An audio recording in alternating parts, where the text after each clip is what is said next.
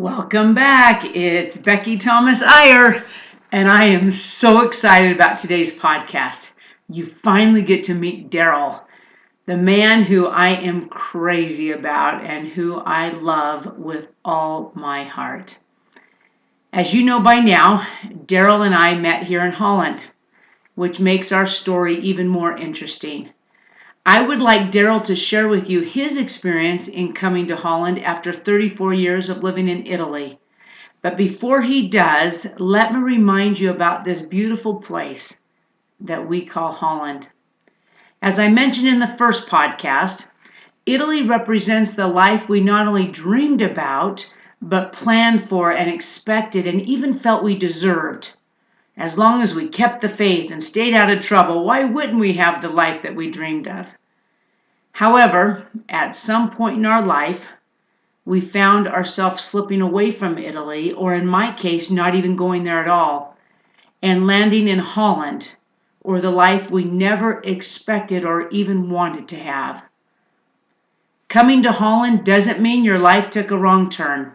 It doesn't mean you're a loser. It doesn't mean God has forgotten you. Everyone comes to Holland before they die. It is a part of the plan.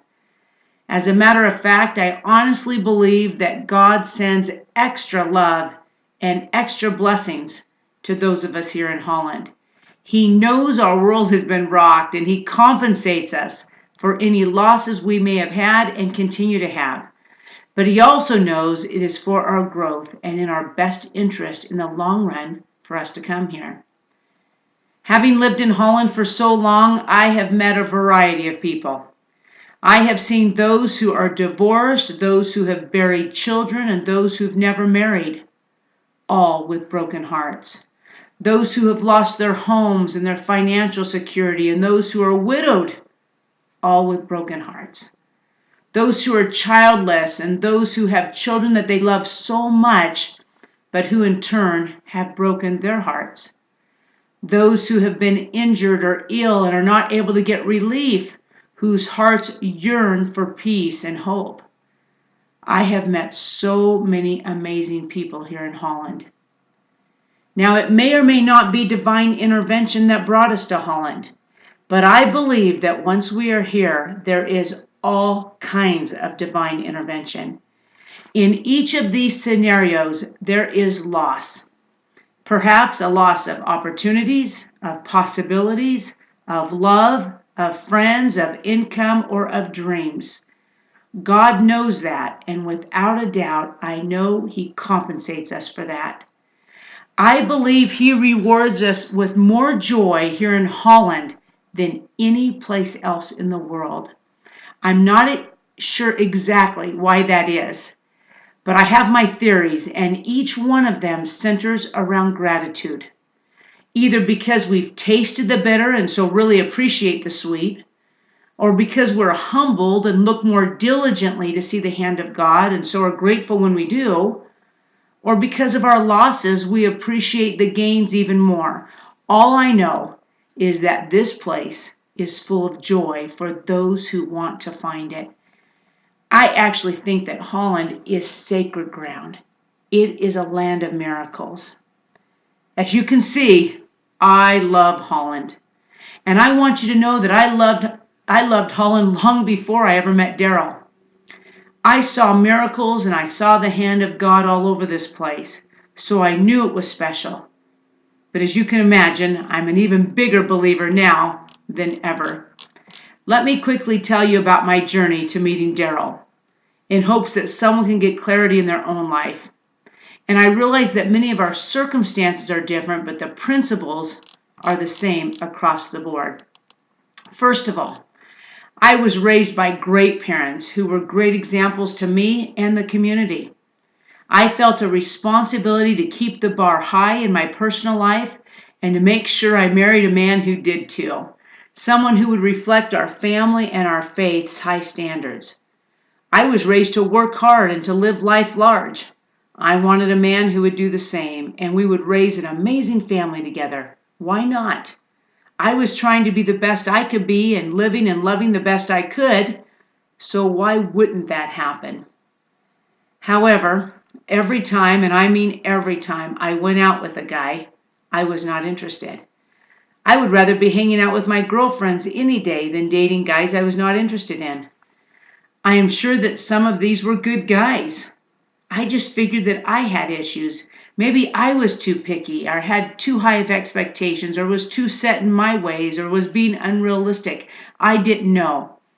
But I prayed continually to know of my blind spots and what I could do to make things happen. I've always been able to make things happen in other aspects of my life, but it seemed like this was an area that was completely untouchable for me. I didn't know why, but I continued to have faith and live so I was ready for him when I met him. Well, life kept moving on. I felt like I was burying dreams left and right. The dream of raising a family came and went. Watching my friends live out my dreams was brutal at times. Even though I surrounded myself with a zillion friends to minimize my loneliness, I was still lonely.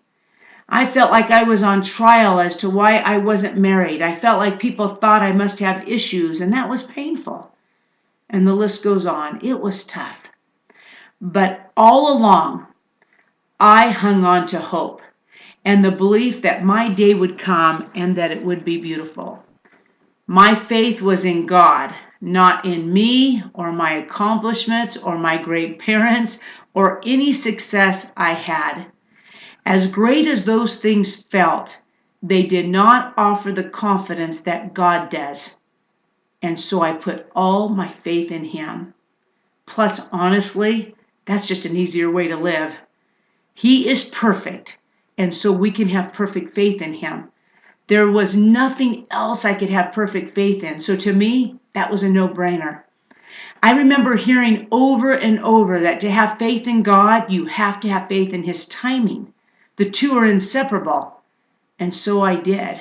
It was hard, but I knew there was no other way. And then I was compensated. Like I said, I believed in the law of compensation, but now I knew it. I met Darrell, who was even beyond all those high expectations. He was the man of my dreams and then some. Those 30 plus years of losses disappeared. All those lonely nights, dreaded holiday family pictures where I didn't know where to stand, uncomfortable third wheel moments, and all the awkwardness that comes when you're still single and people just don't quite know what to say or do, all went away. It was as if none of those losses had ever happened. My cup was full. My joy was overflowing. I did not know someone could feel so much joy. Now I realize that marriage in and of itself doesn't bring that kind of joy, but gratitude and love does. And I was filled with both. I was not only grateful that for the first time in my life I had someone to take out the trash and make the bed or help me with yard work or vacuum the pool or even clean my toothbrush.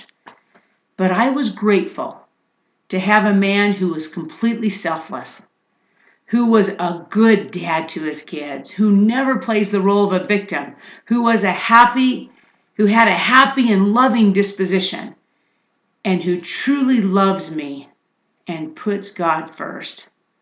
I found my soulmate. Now I knew why I was never interested in all those other guys. I was preserved for Darrell, and he was prepared for me. And I would wait another 30 years if I had to have the kind of love and joy that I feel now. I am so grateful for God's timing. Sometimes that's just a hard pill to swallow when we want things to happen sooner than later. But when it happens and you see how perfect it plays out, I am so grateful that He didn't give in when I was begging to get answers sooner than later. So to all of you in Holland, I want you to know you will be compensated and your joy will be off the charts. I know that. I am not an exception. I know that God takes care of us in Holland. We just need to keep the faith and make wise choices. Don't play the role of a victim, and let gratitude and love be our guiding principles. They were before I got married, and now they are the very components that make our marriage thrive. Well, now I'm anxious for you to hear Darrell and his journey from Italy to Holland. So let's say hello to Darrell. Hello, everyone. I am Darrell Eyre, and I feel so blessed and honored to be on this podcast with Becky. She is a courageous soul who has been bold and gone out there and created these podcasts to bless the lives of countless people. Well, like Becky, I was born of great parents who loved me, and they taught me to love, and they taught me to love a Father in heaven. They taught me to be grateful in all things. I experienced a childhood, much like all of you, filled with the ups and downs of life. I learned at a very young age that it was better to live happy and be grateful and be focused on the positive rather than to dwell on the negative and all the challenges of life. At 19, I served a mission for the Church of Jesus Christ of Latter-day Saints. At 21, I attended Brigham Young University. I had great friends there. I played sports, I sang in a band, I dated lots of girls, I worked and I played and I studied and laughed and loved. And as Becky has taught us so eloquently in the previous podcast, I was living the Italy experience. At the age of 25, I married an amazing woman. Then a year later, we had a child, and we worked hard, and we loved much, and we laughed, and we cried, and we played. And then a few years later, we had another child, and then another, and then one more for good measure. 4 beautiful children. Yes, I was truly living the Italy experience. But life wasn't without challenges and obstacles. We had many. But we chose every day to love much and to be grateful and to live our best. In fact, that was our family motto: love much and do your best. Yes, we had a great life together. And then in 2011, Marilyn began to have a few unexpected health challenges. Each month, it seemed that there were more problems and more challenges that came into play. In 2012, we had a devastating blow when she was diagnosed with MSA, which is multiple systems atrophy. The description, if you read it, says there's no treatment, no cure, and you have about 5 to 10 years to live, and you will die. Well, we fought that valiantly. Our efforts were strong. We were going to beat this thing. But during the next 6 years, we faced incredible challenges. We were on our way to Holland. But the lessons we learned on that journey were amazing. They were life-changing. We couldn't help to find gratitude in this journey, even though it was challenging. Many things we experienced. We lost our home. My business failed. We had medical bills that were spinning out of control. We had every reason to play the role of victims. Why me, Lord? What the heck is going on here? How did this happen? Then in January of 2017, I could no longer care for my wife at our home, and I had to place her in a care center. That was painful. She passed away on May 22nd of 2017. I was smack dab in the middle of Holland. For a moment there, I was really not sure how I was going to handle these life-altering events. I sat there and thought, how did I get here, and what am I going to do now? Well, it was during the midst of all of this turmoil that we were also experiencing incredible joy. We had neighbors that were loving on us and telling us all these great things and serving us. We had friends and family that came together. We had a daughter who was married with 3 children. And then that year of 2017, our other 3 children all got married. It was a crazy year. That's right. We had 3 weddings, and we also had a funeral that year. That happened in 7 months. And then in August of 2017, after all this had transpired, I was standing in the middle of Holland. and I didn't know which direction to go. But I did know this. I knew that I felt loved, and I felt blessed by a Father in heaven. I was grateful for the 34 years of marriage that I had with Marilyn. I had friends, I had family. I had people that I loved and people that loved me. And most importantly, I had hope. I had hope that I'd be able to navigate this new landscape, but I had no idea how to do it. But I also quickly recognized that if I did not stay on the path of gratitude and love and service, that I may end up in the darkness of pain and frustration and being a victim and fear and loss and all the things that can weigh us down. I needed to stay in faith, and I needed to have hope and to believe in a plan of happiness for me. Now, I spent a lot of time praying and seeking guidance. One day, I felt prompted to ask a good friend if he knew anyone that might be a good fit for me to be a friend with. I needed someone to talk to. I needed a tour guide, someone to help me through the streets of Holland, to point out the roads to take and the beautiful sights to see. Little did I know about the journey that I was in for, but a week later, I was introduced to Becky Ray Thomas. Wow, I was in awe, and I was overcome by her beauty, both spiritually and physically. We spent a lot of time together, and we shared beautiful moments that helped us both realize that God has a plan individually, a plan of happiness for all of us. We recognized that I was meant for her and that she was meant for me. Now, I don't believe that we would have been able to see that if it wasn't for living lives independently that were both focused on gratitude and love. Well, guess what? We married in January of this year. And wow, what a year it has been. Now, spending most of her life in Holland, Becky has become a most extraordinary tour guide. Oh yeah, we run around the streets of Holland and we share love and we try to be the best we can with everyone that we meet. We focus on the blessings and the beauty of all the positives of life.